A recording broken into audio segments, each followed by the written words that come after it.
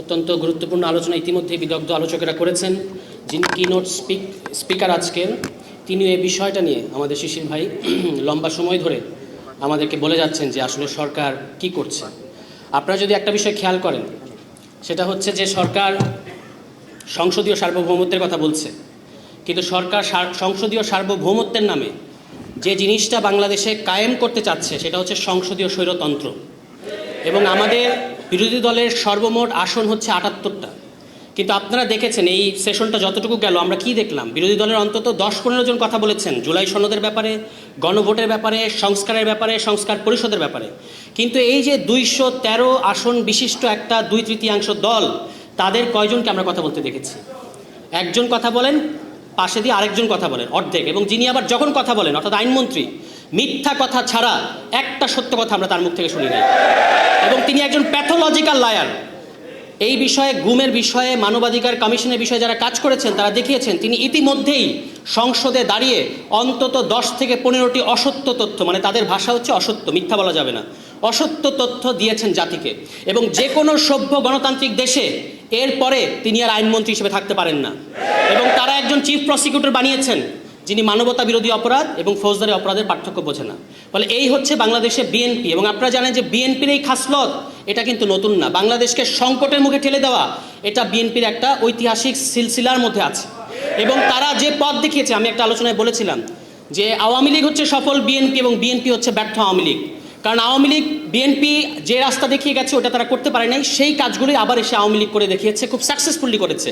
কিন্তু বিএনপি নিজের দেখানো রাস্তায় নিজে গিয়ে খাদের মধ্যে পড়েছে। আজকে আপনি পত্রিকা নিউজ দেখবেন যে এখন যে নতুন প্রধানমন্ত্রী বাসভবন হচ্ছে, সেখানে বাংকার করা হচ্ছে, সেখানে টানেল করা হচ্ছে। আপনি কোথায় যেতে চান?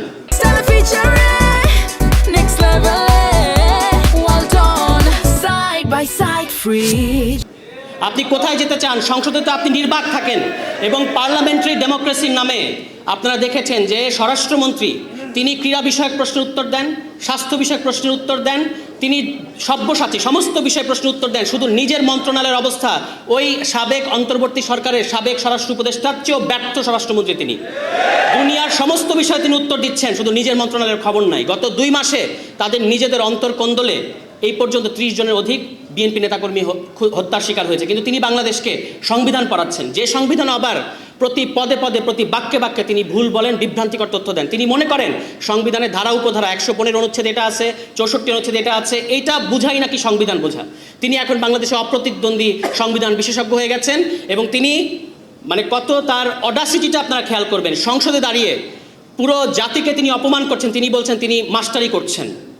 যে কোনো সভ্য গণতান্ত্রিক দেশে এরপরে তাকে আর ওই জায়গায় কথা বলতে দিত না। আপনি আমাদের সংসদ নেতাকে দেখবেন তিনি নাকি জেস্টার পলিটিক্স করেন। আমি বলেছি তিনি একজন নির্বাক চলচ্চিত্র। সংসদে তিনি গাম্ভীর্যের সাথে বসে থাকেন।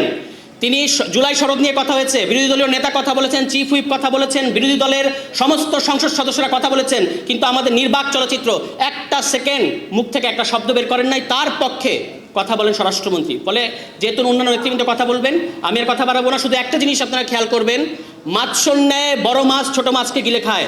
আর বিএনপির এই সংসদীয় স্বৈরতন্ত্রে ছোট রায় বড় রায়কে গিলে খেতে চাচ্ছে। কিন্তু আমরা 11 দলীয় জোট এবং বাংলাদেশের জনগণ যতদিন আছে আপনাদেরকে আমরা গণ রায়ের বিরুদ্ধে যেতে দেব না। যদি যেতে চান তাহলে যতই বাংকার করেন, যতই টানেল করেন, কোনো লাভ হবে না।